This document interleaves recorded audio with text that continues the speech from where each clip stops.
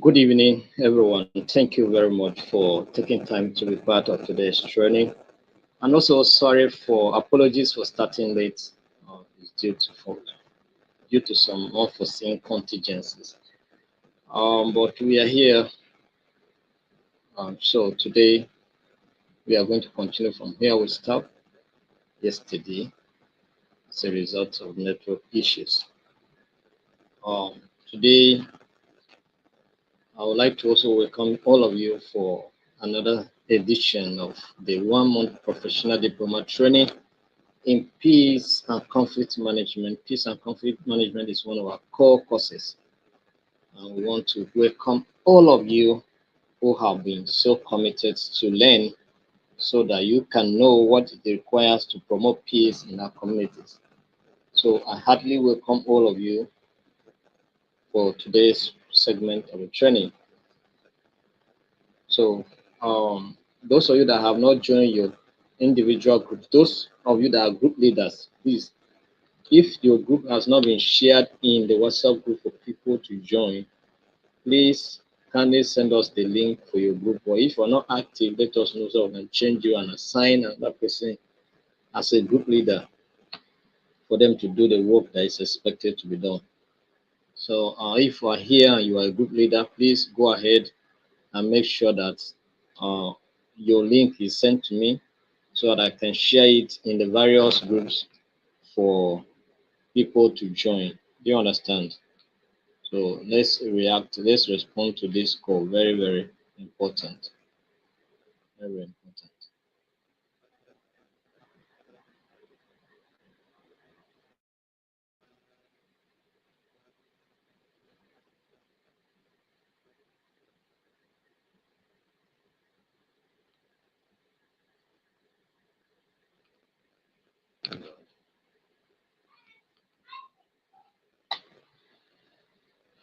All right, so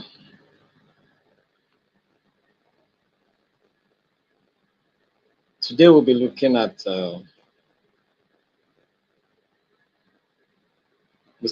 at conflict prevention. Yesterday we'll talk about conflict prevention, right? And we'll define what conflict prevention is all about. We also look at early warning systems, right? And we try to define what early warning system is all about. So today, I want us to look at the reasons why conflict prevention is very, very important. Because if we put in more efforts to prevent conflicts, we will achieve more results than when we want the disaster to occur, the disaster or conflict to occur before we begin to react. Any action that takes place after or during the conflict is reactions. But any action that takes place before the occurrence of or the manifestation of the conflict is response. You understand? So disaster or conflict prevention response is very, very important. So I want us to look at some of the critical reasons that make conflict prevention essential. And one of those reasons is that conflict prevention saves lives, right? Conflict prevention saves lives and reduces suffering.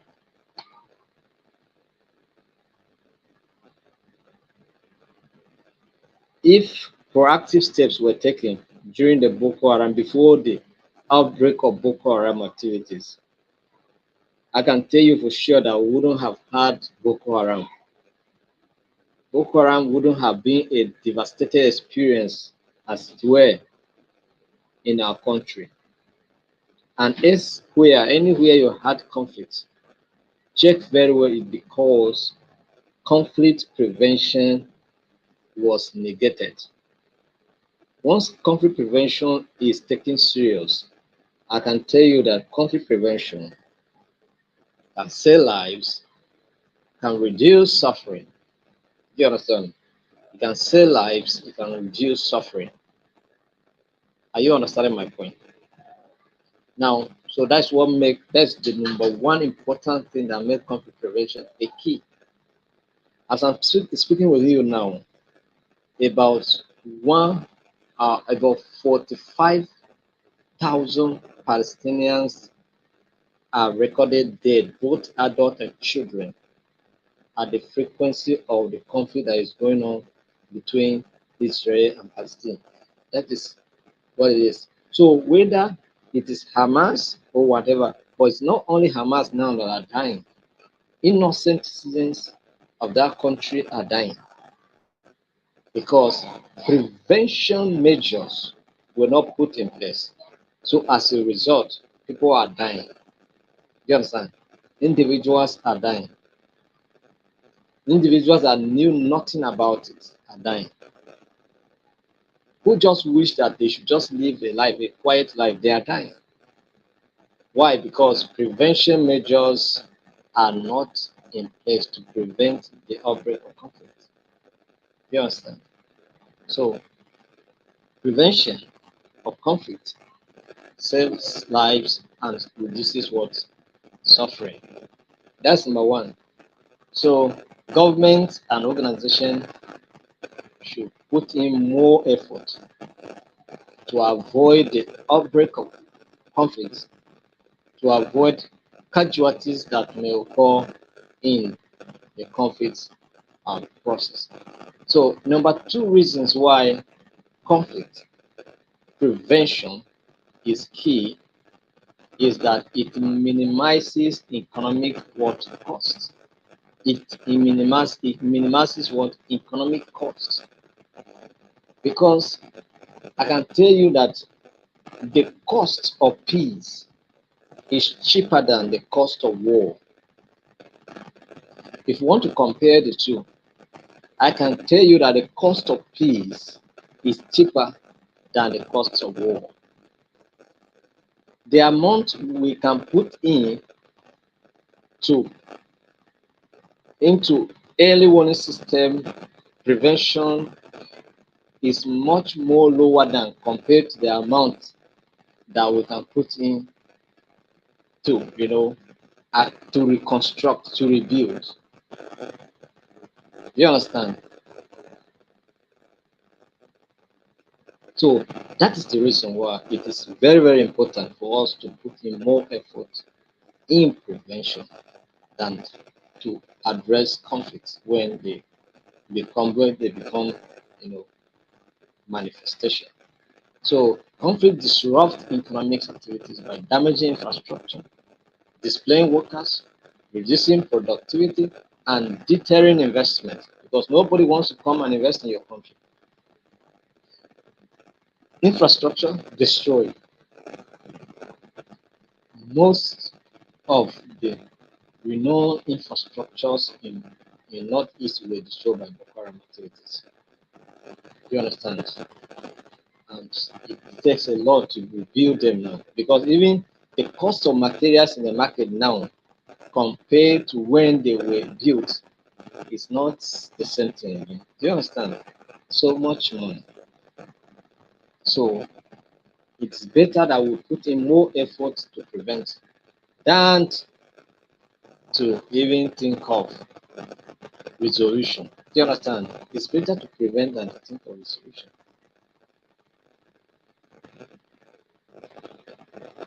And like we say, nobody wants to come and invest in a turbulent environment whereby tomorrow you wake up, you discover that everything is gone, or your investment of several years is gone.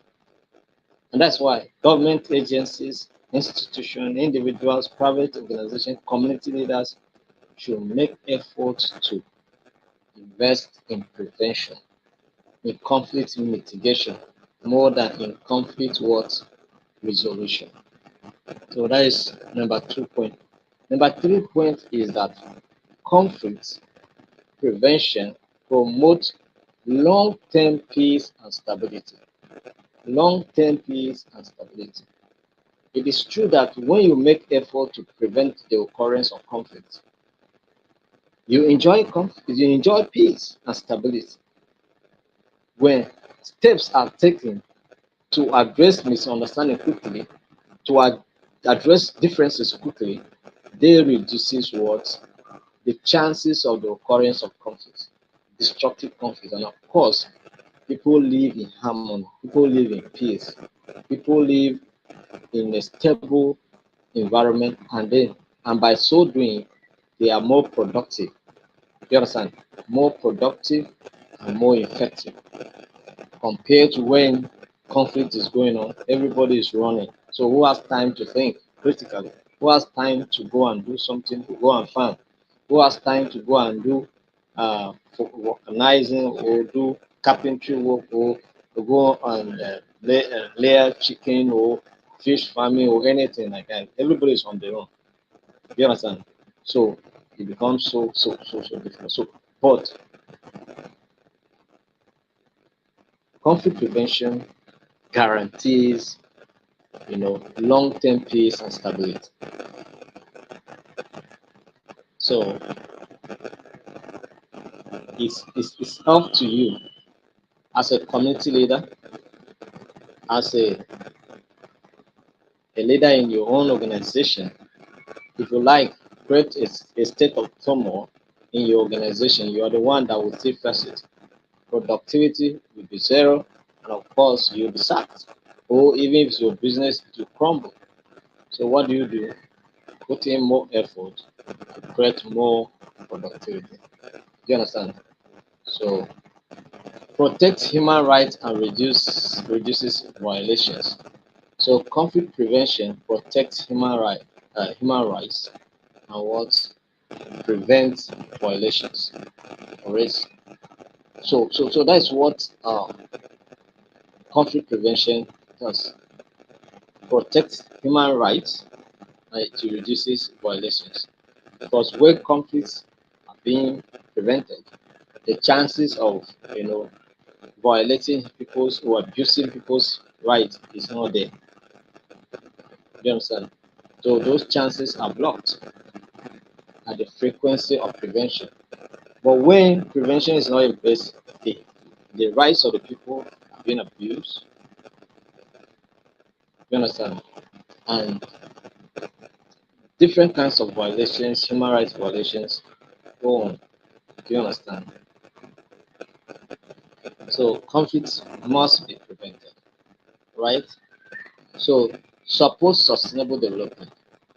Conflict prevention also supports what sustainable development. So for development to be sustainable, peace must also be sustainable.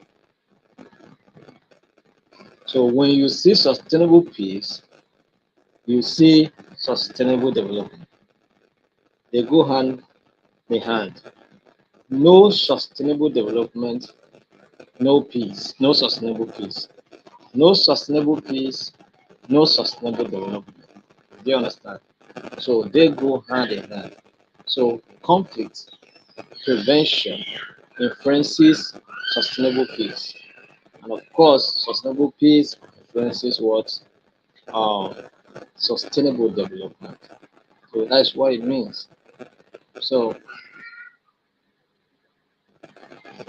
because conflict is a major obstacle to development, disrupting education, healthcare, and infrastructure. So when you put in measures to prevent conflict, then government can focus on developmental initiatives, developmental projects that will bring about sustainable development. Do you understand? So another reason why conflict prevention is also important is that it reduces forced displacement and refugee crisis. No one will be forced to leave his own ancestral place or have to leave his own country to another country for the sake of conflict. You understand?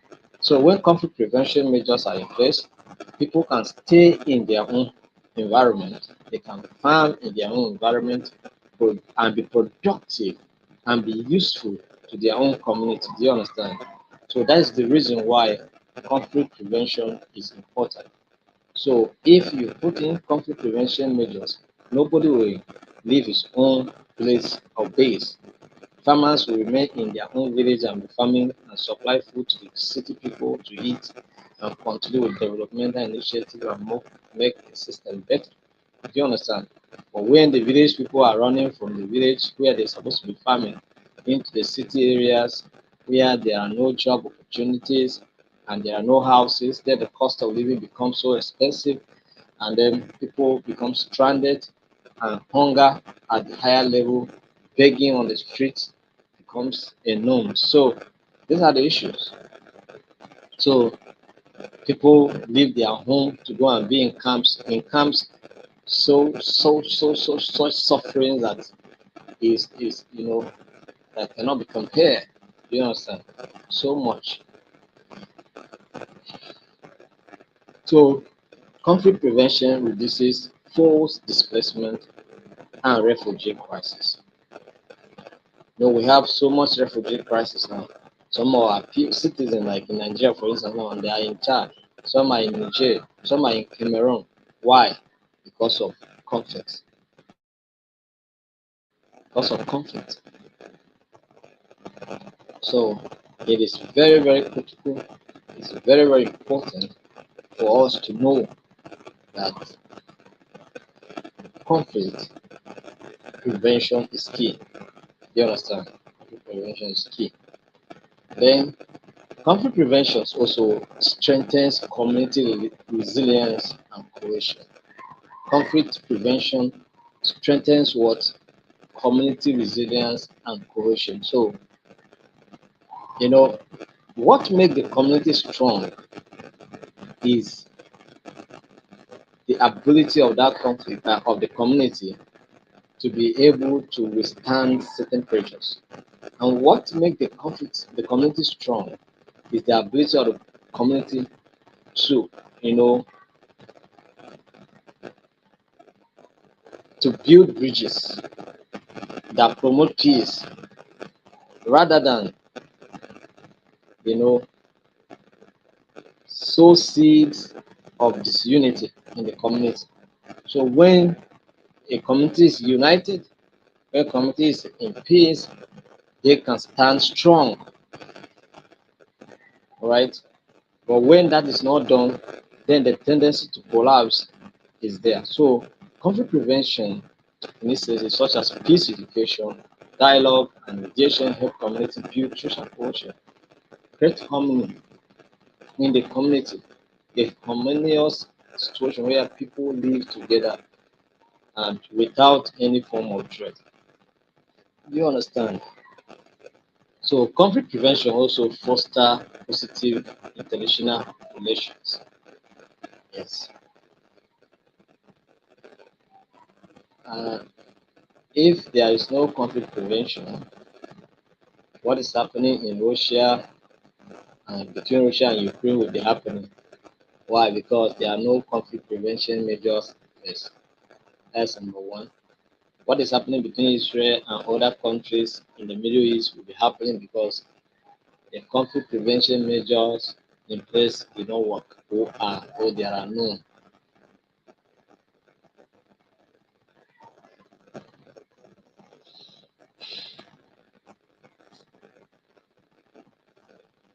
So conflict prevention foster positive international relations. If countries are enjoying bilateral relationships, then they can have economic cooperation. Cameroon will not go and open dam to destroy Nigeria, but Nigeria has been receiving, you know, has been at the negative ends of all of it. You understand? Or should I say it's not even the fault of Cameroon? It's not because we are not in good terms with Cameroon, maybe because of irresponsibility of leadership. You understand? So conflict prevention can help neighboring countries live in peace without any challenge. It's because of lack of conflict prevention that we see what's happening between North Korea and South Korea happening there. Do you understand? So we have Another reason why conflict prevention is very, very important is it enhances and reduces what terrorism. It enhances security and reduces terrorism. The issue of insecurity is quite vast in our land. The issue of insecurity is quite visible in our system. Some of us, many of us now, if I ask you to travel from Lagos to Abuja by road, you don't want to travel. Go by air now. The air, if you don't see terrorists on ground, you see terrorists on air now. There's terrorists on air now. Do you understand? Because they know that the roads are not motorable. And if you manage to travel, you are traveling with serious prayers for your own life. And so when they notice that people are moving towards, leaning towards flight and all airfare, then they have increased skyrocketed. So that here to from Abuja to Lagos now, you are paying close to 200,000 one way. So what does that mean? It means that either terrorism on ground or but if we put in conflict prevention measures in place like development, education, provide social amenities, young people will be engaged and nobody will be free to go and do terrorist activities. Nobody will be free. It's because people are free, people have no skills, young people especially, that they engage in illegal activities. Do you understand? So engage in social vices of different kinds, terrorism, cultism, and unholy other actions or activities that they carry out. So, but if young people are engaged, if young people are engaged like I am engaged here now, I don't have time to go and think about kidnapping somebody. I don't have time to go and think about, uh, you know, stealing anybody, anything. I am just enjoying my life here, sharing knowledge. You understand? And helping myself also to learn more. You understand? Because I'm not only teaching you, I'm also learning. Because I learn more when I teach. You understand? So it is better that we provide these services, social amenities, and it's one of the reasons why we are doing what we are doing here. Because we believe that if people know, they can do, they know what peace is all about, they can do more to promote peace. If they know what conflict is all about and the impact of conflict, they can do all they can to prevent conflict in their communities. Do you understand? That's why we're doing this for free. This is the main reason why we're doing this for free. And peradventure, this certificate may help someone to get a lower job opportunity and apply and then can start life and be engaged meaningfully. Do you understand? That's the reason why we're spending time to do this training thoroughly. That's why we're not playing here. That's why we ask you to do simulation training. If you don't do it, you will not write the exams. Do you understand? So these are the reasons we are doing it in such a way that the skills you acquire here can help you real good where you find yourself. You understand? So that's the reason.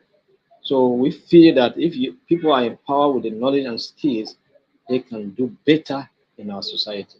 They can help to prevent conflict in our society.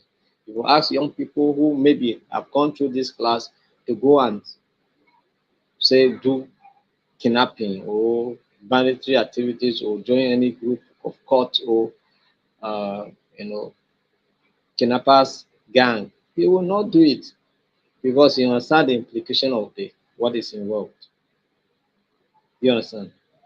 Apart from destroying people's lives, your own life is also at risk. So why should you go and do something of that nature? So conflict prevention reduces, uh, chances of terrorism and it enhances what security. So conflict prevention also empowers women and marginalized groups. Do you understand? Women, when there are conflict prevention measures in place, we'll talk about equality, we'll talk about gender equality, talk about you know uh, women being considered for opportunities and things like that. So when those things are in place, women are also being engaged. Women are to be at the forefront of conflict prevention because they suffer most when there's conflict. They suffer sexual violence. They suffer a lot of things when conflict is in place. So they should be at the forefront to make sure that conflict does not occur. You understand? So when there are those measures that prevent conflict, then they empower women with skills to do so. You understand? Yes, empower women with skills to do so. So these are the reasons why conflict prevention is very, very important. So let's make effort. You are you are working in organization. Always train your staff on conflict prevention, okay? So that people cannot be doing things anyhow. So that people will know that this action I'm about to take can cause conflict in my organization, can cause conflict among colleagues, and it will not be good for my organization. Do you understand? So people will know it. And if you don't know how to do it, invite us, we'll come and train you. Yes, we'll organize something that will meet your needs specifically, and then you'll get results for your for such engagement. So let's look at we talked about early warning system yesterday. We spoke about early warning systems. So I want us to look at some early warning system indicators so that we will see what can help us to know when things are going on right or wrong, or when to look out to the possibility of conflicts, occurrence. So those indicators are the ones that will help us to know whether conflict is in place or not, or conflict is about to happen or not, and we can take steps to prevent such occurrence.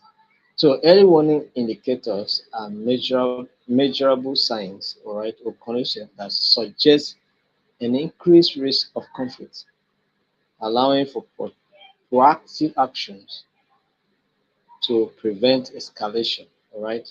So these indicators span political, economic, social, and environmental factors.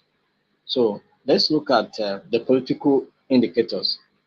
What are the indicators that will be in place to show you that political indicators that are in place to show you that conflict is about to happen? Number one is political indicators. Let's look at some of the political indicators. One is government instability. If government is not stable, there are chances that conflict can happen. Okay, so frequent changes in leadership, weak governance, political crisis, or internal power struggles can cause conflict. Do you understand?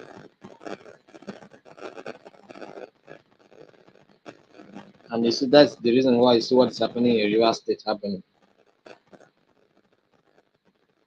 All right, that's why you see what is happening in Sudan happening. All right, that's the reason why you see what is happening. You know, Congo, Central African Republic happening. Do you understand? Political or government instability also occurs. Political oppression and repression. Political what? Oppression and repression. Restriction on political freedoms. Censorship, arrest of political opposition, or suppression of protests. All of these can be a problem. You know, here you see how minors were sent to say, were you in prison? What for what? That they were waging Russian flag and protesting. So suppression of protest is also a problem. You understand? Because it does not solve the problem. So political oppressions and repression can also be a source of political conflict and can cause conflict. So it's one of the indicators. So when you see this thing happening in a government, know that there's a problem. All right? Know that there's a problem. All right? Know that there's a problem. So we talk about erosion of rule of law. Corruption of what? Rule of law. In, in my system, for instance, now, rule of laws are not always respected, and it's a problem. When rules of, of law are not engaged, are not respected, it becomes a problem. It becomes a problem.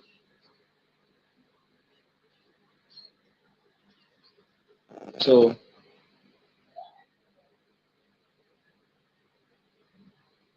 and this can cause conflict. When the rules that govern a system are not respected, it can cause conflict.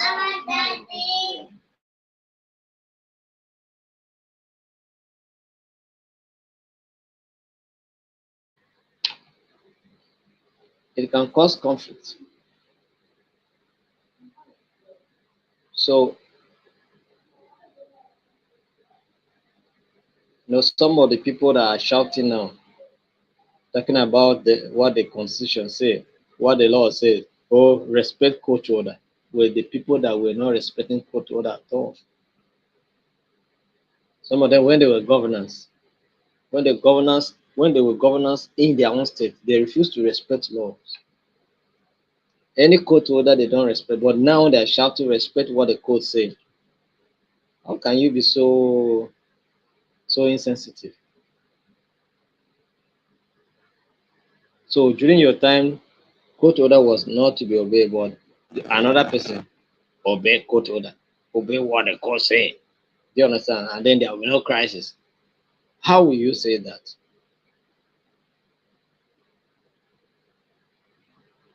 When you were not respecting laws.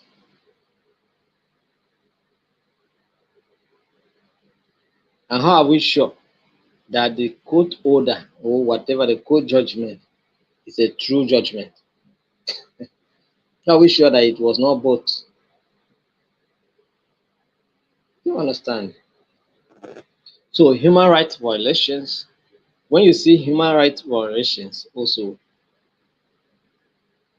where young people, minors were arrested and sent to prisons for protesting. That is human rights violations. All right?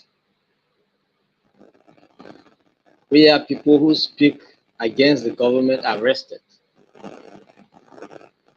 Their right of freedom of speech has been violated. All right? Election-related tensions like fraud, voter suppression, or contested election, all of these are indicators of political conflicts. All right. So all of these are under political indicators. All right. And so when you see these things happening, know that conflict is in place. Conflict is, and we can confirm that in our system here, like in Nigeria, for instance, all of these things that I mentioned are visible. We have been seeing them. Have we not been seeing them? We have been seeing them. They are here with us. All of them are here. Oh,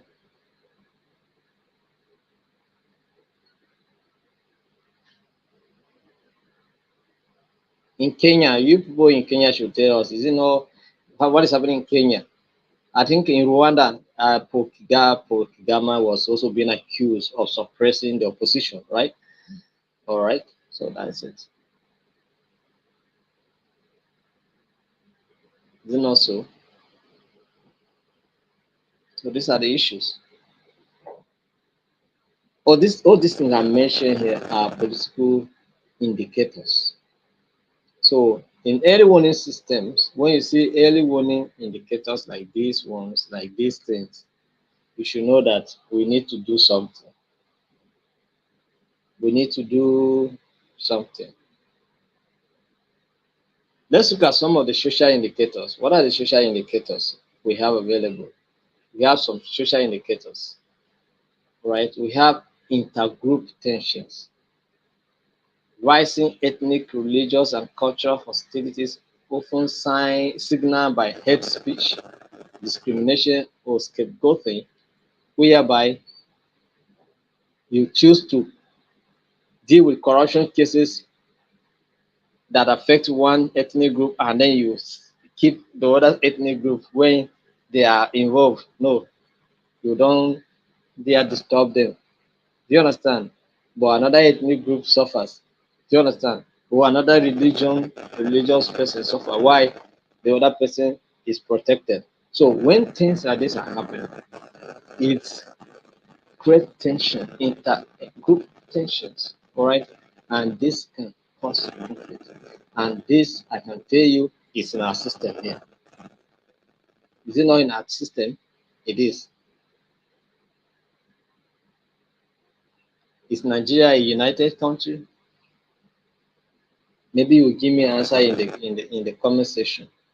Is Nigeria a united country? Any answer you give is correct. If you say yes, it's based on your understanding and your opinion, and you are entitled to that.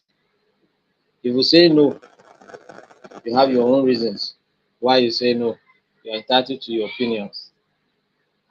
So it's left for you to give the answer. So another indicator, social indicator, is mass mobilization for protest. Have we not been witnessing protests in our country? See what happened in Kenya against finance bills. People when people were, how you even bomb one side of the National Assembly complex. You understand? So we watch all of that. We watch what happened in Bangladesh. They protested until the prime minister was removed. You understand? We watch all of those things. So when that is in place, know that marginalization is in place. All right, marginalization is in place. Um, conflict is in place. Social indicators. Then population displacement, forced migration or displacement due to conflict, persecutions, or economic hardship. All of these are social indicators. Are they not in our system? We have refugees camp. We have refugees camp everywhere in the country. We have refugees camp everywhere in the country. You understand? Refugees camp everywhere. So why is this so? Most especially in the northern and north central part of Nigeria. Why?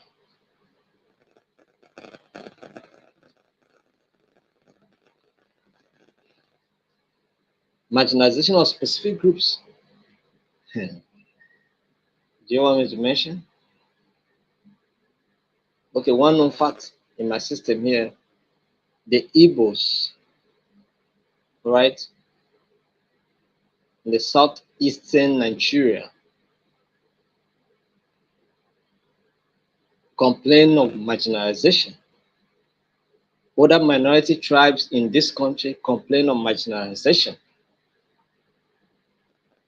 So it means that the social indicators are also much available with us here. So it means that we are in trouble. See, the political indicators is red, red, danger, danger, danger. The social indicators, red, red. That is danger, danger, danger in our system here. I don't know about you that is joining from Sierra Leone. I don't know about you that is joining from Liberia. I don't know about you that is joining from Lesotho or South Africa. I don't know about you that is joining from Botswana. Botswana is still a good country because the former president lost election and considered defeat. Straightforward without wasting time. It's a good one. There's no all this political gragra going on there. The only challenge they are complaining now is economic situation. But I can tell you that the economy is still better, far better compared to others. Do you understand? So those of you that are joining from South Sudan, Ethiopia, Ethiopia also have problem. I must tell you, conflict in Ethiopia. Another time it was the Tigray versus the government of Ethiopia. You understand? It's a problem. And if you are joining us from Somalia, you understand what it means. If you are joining us from Sudan, you understand what it means. If you are joining us from Congo, you understand what it means. I don't know about Zambia. I think Zambia is still a peaceful country, right? If you are joining us from Uganda, you can tell us what is happening there. So, but I can tell you that in my own country here, there are marginalized groups, and these are problems. And it's one of the reasons why there's this agitation for Biafra. All right? Who are agitating for Biafra? Why? Because they feel that they are marginalized, discriminated against, and they don't have any sense of belonging. As far as Nigeria is concerned, they have to be on their own. Why? Because of this. Right? So these are, and so if you check it, it's red, red, red, red. So it means that all of these are in our system here. So it means that conflict can occur at any time.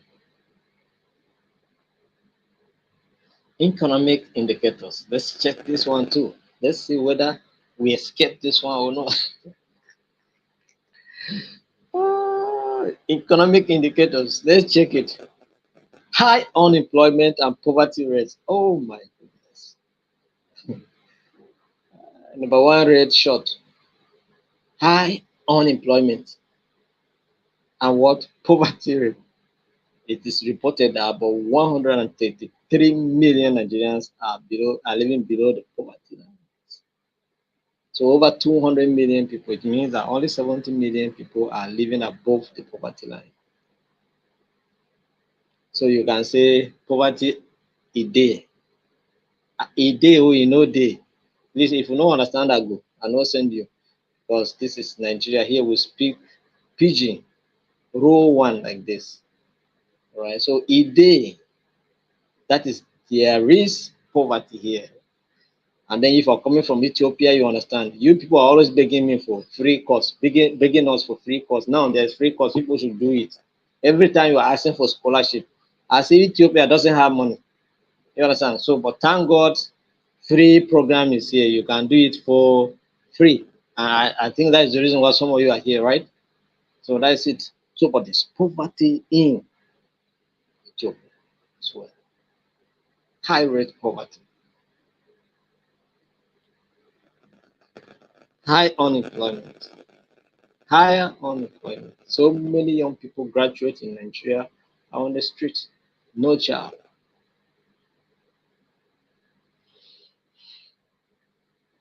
That's number one rate. Let's take another one. Widening inequality. Oh my goodness. For those of us that are in Abuja here, and unfortunately on my side, I'm staying at Airport Road.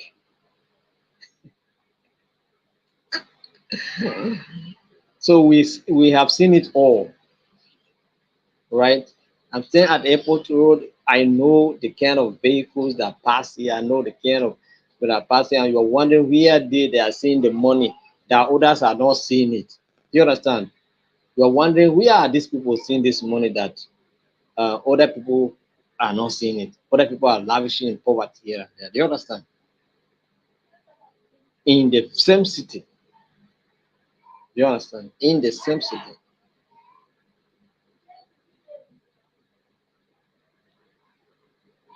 Widening inequality.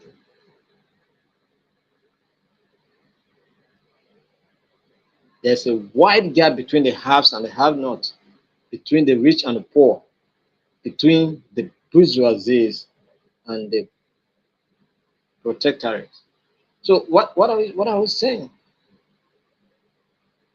So it's a problem.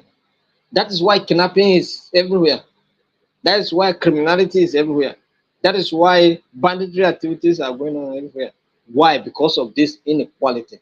Everybody wants to have. That's why rituals, killing, and all those one chance. For us in Abuja, one chance is a no, it's a common thing. You enter cab and then they tell you you are like kidnap or bring all you have. Or they'll carry you go, maltreat you, collect your phone, do whatever they want to do with you. Or kidnap you and call for ransom. Or carry you.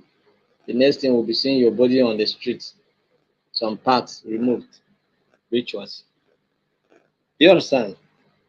So all of these are here because of what? Inequality. All right? Widening inequality.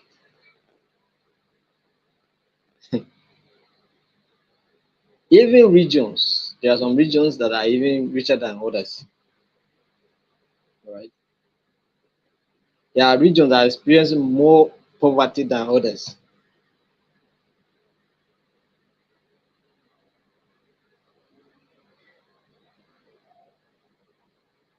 So even at the regional levels, we have inequality. You understand? So it's not just at the individual levels.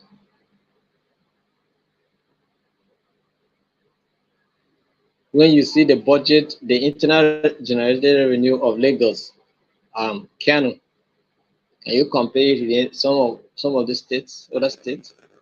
Inequality, widening.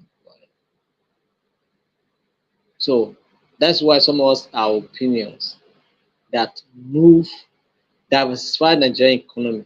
Let us have another seaport either in Makodi, you understand, and then another one somewhere along the River Niger. You understand, so that we can reduce the pressure in Lagos and then also strengthen some of these economic areas and make them economic zones as well. But no way. Widening inequality. All right. Inflation and food insecurity. Oh my goodness. Inflation and food insecurity. How much is a bag of rice in your place now?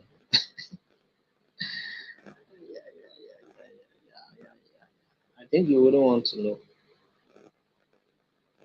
Last time I bought a bag of rice, 95,000. It's not a foreign rice or local rice produced in Kano. Kano people, if you are here, Jerewa, Gerewa rice is 190, 92, 95,000, 93, 95,000.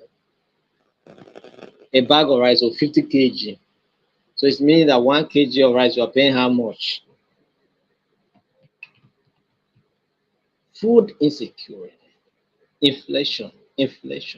So much money chasing fewer goods in the economy. That's what we say. So much money chasing what? Fewer goods. Inflation. You are buying fuel of. They make sure that everything is negative. It's not. They're not giving you equal. It's negative, negative, negative. That is fuel.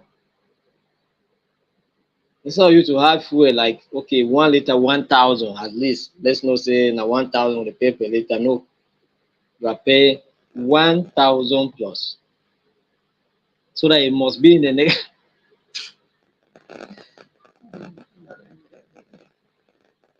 Inflation and food insecurity.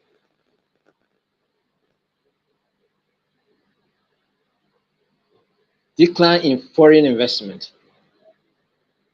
The ones that are here, man, they have closed shop left. New ones are not coming. Oh. Because the ones that are here, closed shop left. Do you want new ones to come? No way.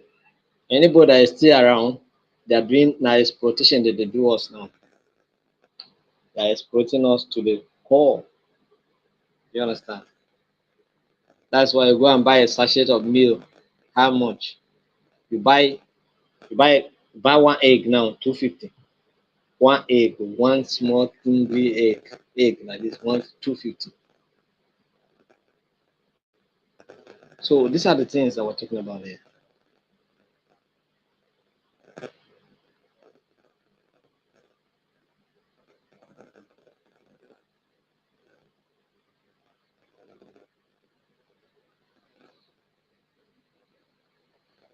So we can see that it's negative, negative, negative, red. High unemployment, poverty rates is there high, widening inequality high, inflation and food insecurity visible, and you know decline in foreign investment is red. All of this red. So political indicators, social indicators, economic indicators like for my country is red. So it is a warning that can conflict can happen anytime, any day, because these factors are real.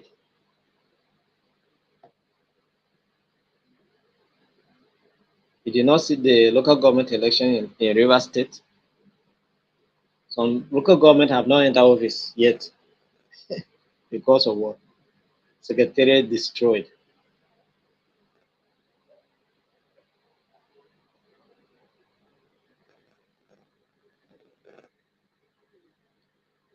So let's look at some environmental indicators. Maybe we'll get escape route here.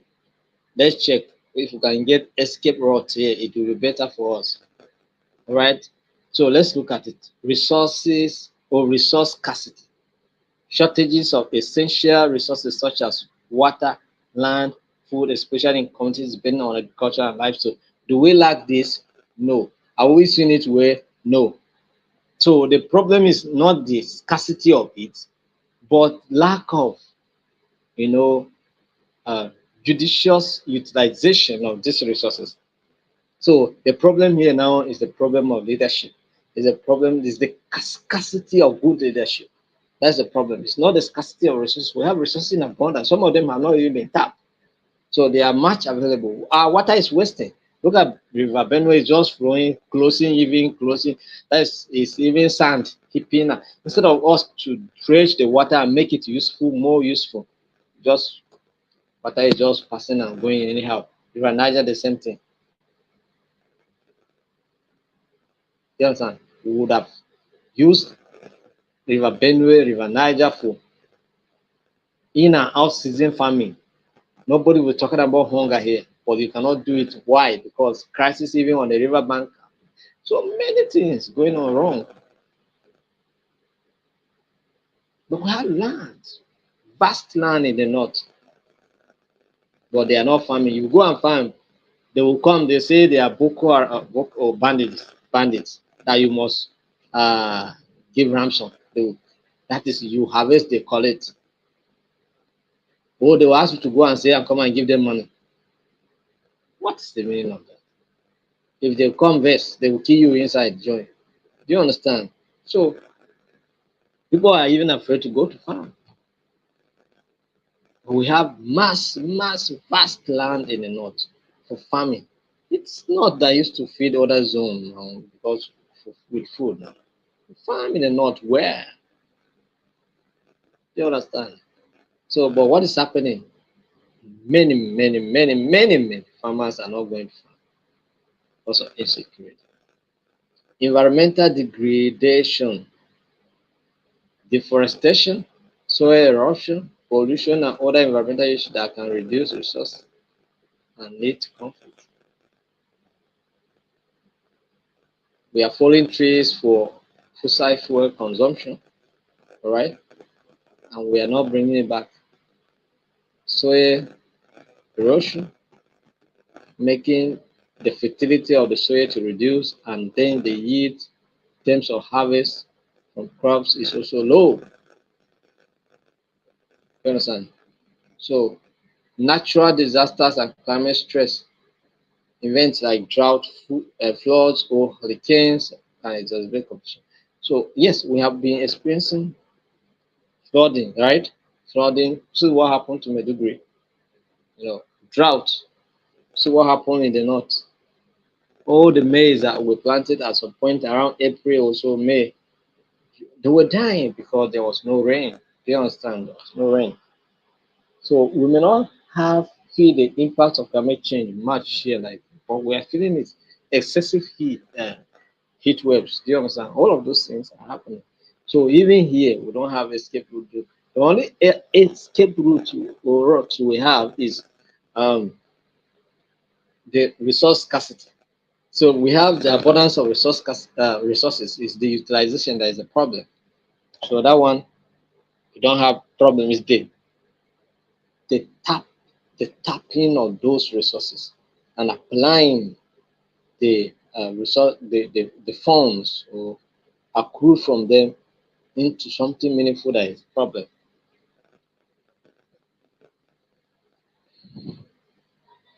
So you can see that this one too is not so favorable to us.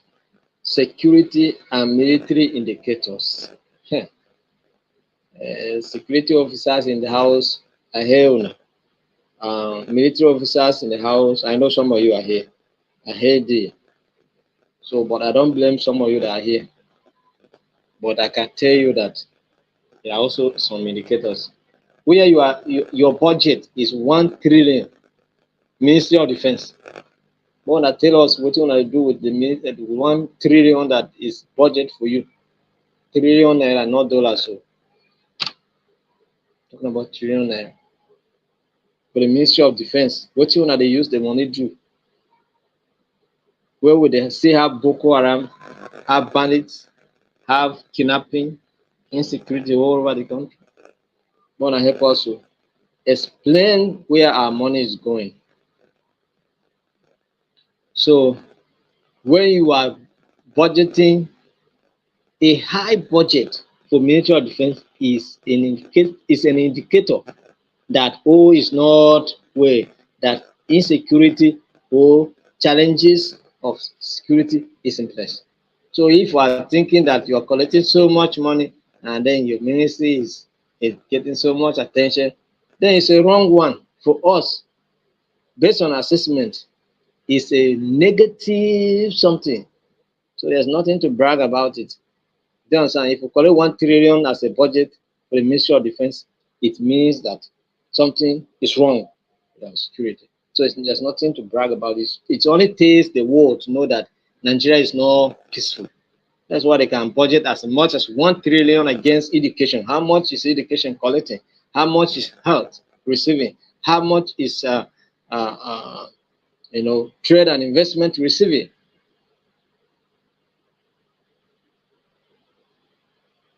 You understand? So it's a clear indication that is not well. So it's a red sign. So arm builds up. You want to go and buy more military weapons for what?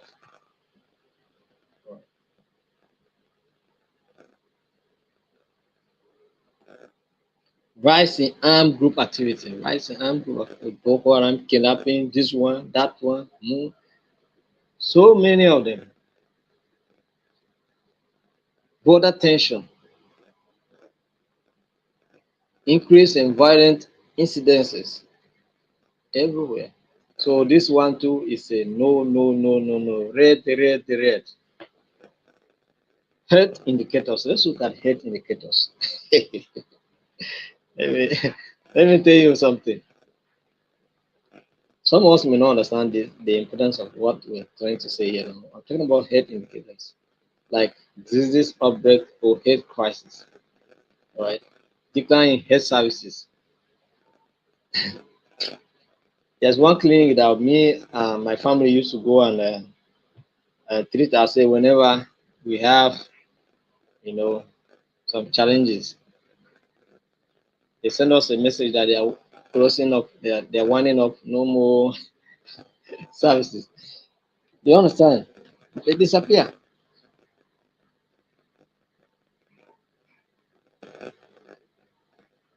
So when you see our people going abroad for checkup, medical checkup, is an indication that it's not well.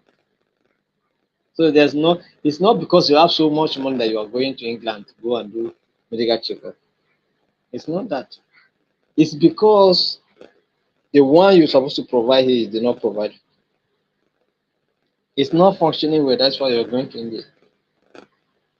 If my care is not taken, you go to India, it's the same Nigerians that will attend to you there. You understand? Maybe a Nigerian that may attend to your health need. Is that not a narrowing of the whole stuff? Some of them fly to America, Nigeria, UK, Nigeria.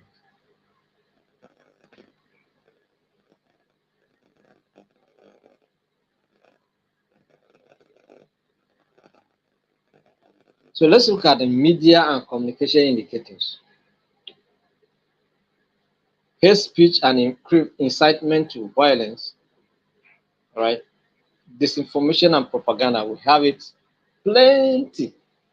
in the area of these independent medias and all these bloggers and all of them, they twist stories and make it look so real. Why it's wrong? It's false. Restriction of the press. Yes, we are press is being also restricted. We are say in news they say NBC, is it NBC, National Broadcasting Commission, right? Before you know it, they will send a letter to you for you to come and answer query for saying what you say on the national television. Or you understand?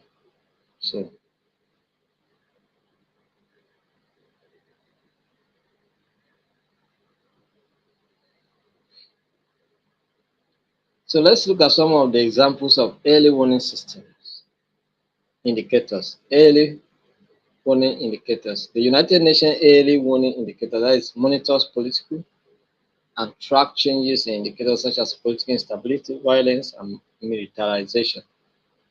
Funds for Peace Fragile State Index analyzes states' vulnerability of conflict based on social, economic, political, and coercion indicators.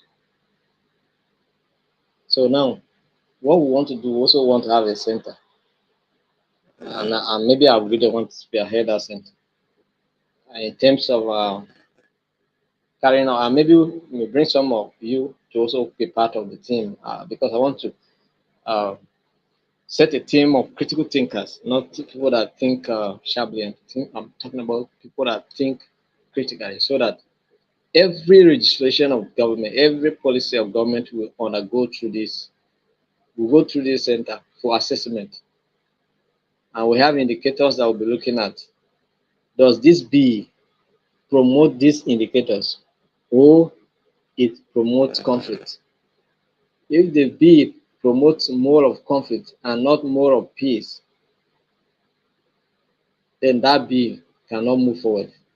It should be disbanded completely. You understand?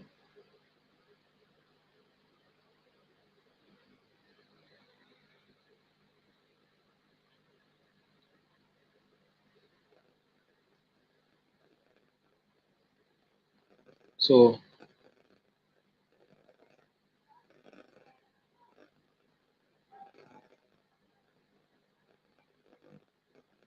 those are the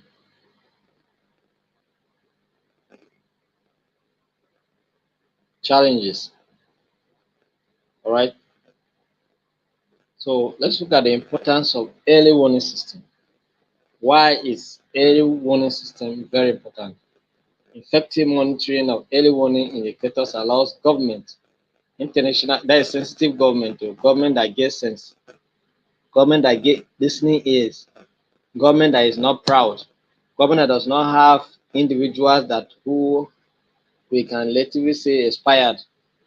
You understand? You people in Cameroon should also try and change that man there. He overstay his welcome.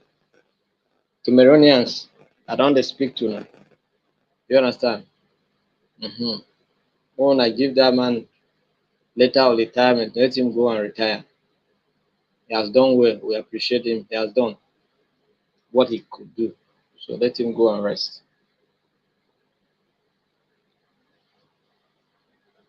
So international organizations and civil society groups to respond early to signs of conflict.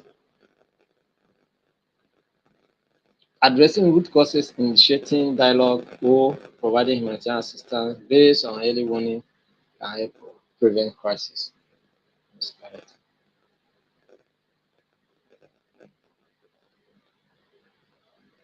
So finally, let's look at preventive diplomacy. Preventive what? Diplomacy. This is what we're going to look at. The last topic we're going to look at today. Preventive diplomacy refers to diplomatic actions taken to prevent disputes from escalating into conflict and to limit the spread of conflict once they arise. So it involves proactive effort to manage tensions between parties and resolve disputes through peaceful means before they escalate into violence. So preventive diplomacy is particularly valuable in regions with high potential for conflict. All right. So it is very important to have, you know, to carry out preventive diplomacy actions. Right. We have institutions that can carry on moves, visits. You can, set some of those indicators and then you monitoring. So once you detect any tendency, you take steps to address it. So let's look at some of the key elements of preventive diplomacy. Mediation and negotiation. Mediation and what? Negotiation. So you can serve as a neutral party, which we used to see at the international level as envoys, diplomats. Do you understand? Or mediators, where they facilitate dialogue between conflict parties. Jonathan has been up and doing. Do you understand? In terms of promoting, mediation and negotiation. So where there are conflict, they go. They'll talk about confidence building measures. Actions are taken to build trust between parties, such as agreeing on ceasefire, facilitating prisoners exchange, all of those that we used to see, where prisoners of Israel are exchanged with prisoners of Palestine or Hamas. Okay, preventive deployment. That is, in some cases, peacekeeping forces observes observers are deployed to areas at risk of conflict to monitor the situation. You understand? So that you know what's happening.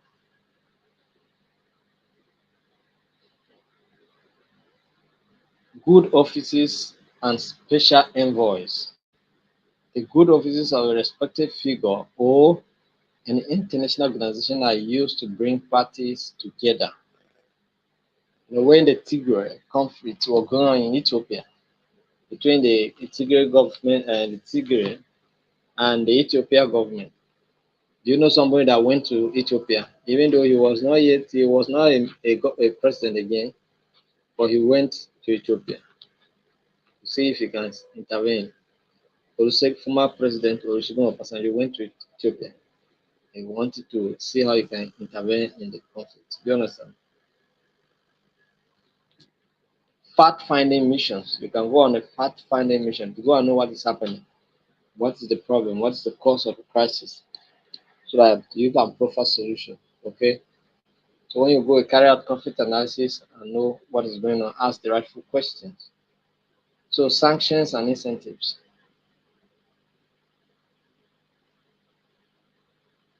So diplomatic or economic incentives such as uh, development aid can go a long way to help. Right. It may encourage cooperation, while sanctions may be used to discourage aggressive actions. That's why Russia received several sanctions. Iran receiving several sanctions. And that's why they're being careful. All right.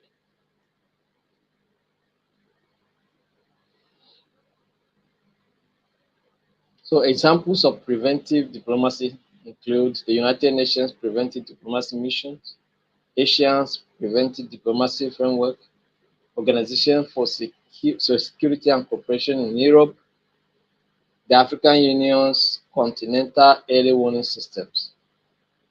All of those are some of them.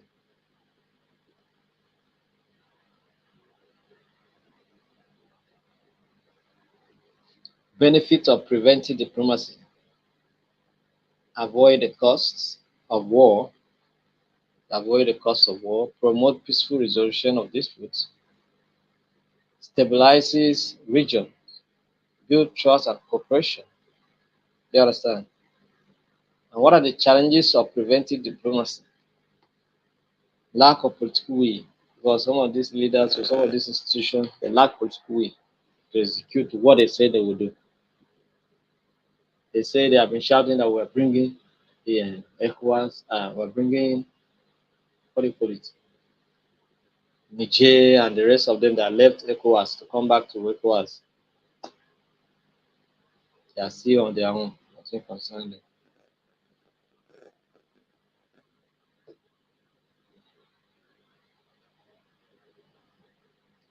Resources and funding constraints. Yes, sometimes the money, since there's no political will, even the money to carry out those activities sometimes are not there. Complexity of conflicts. Sometimes conflicts are very, very complex, embedded in so many things. Timing and sensitivity. Careful when you want to intervene so that you know your effort will not be in vain. All right. Thank you very much. This is the much we'll take today.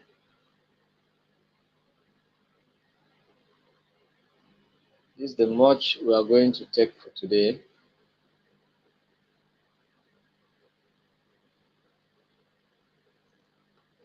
Any question? Any question?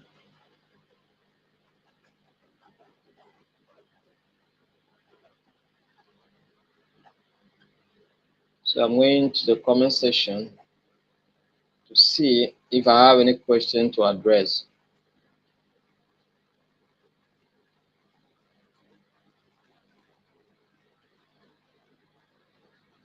If you have any question that you want me to address, let me know in the comment section.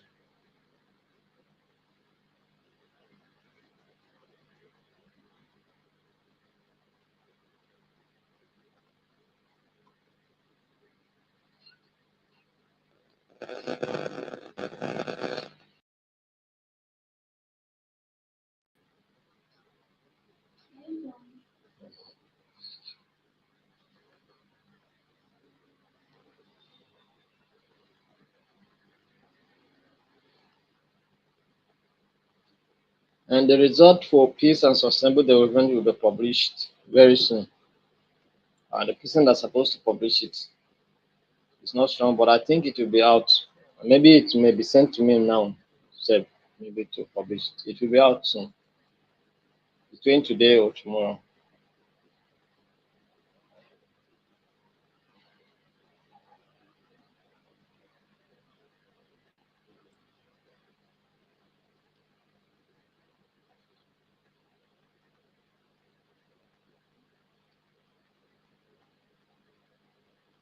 All right, seems there are no questions. Now, presses now will receive. So, thank you for connecting ahead. Like I said before, some of you may join or may have joined that if you are a group leader,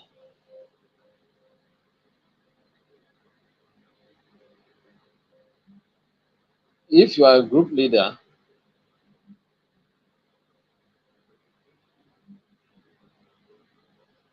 if you are a group leader and you have not shared your link with us to share in the main group, please do so.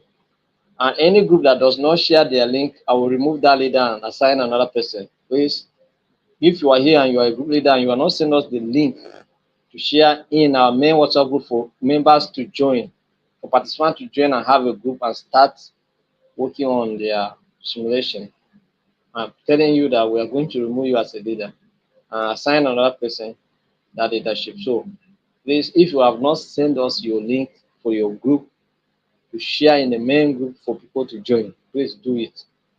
Please do it. Somebody is asking me, how can we resolve the conflict between Gaza and Israel? They know how to resolve the conflict. When they are ready, they will do it. But now, let them be playing. It's as simple as that. They know what to do. So when they are ready to do it, they will do it.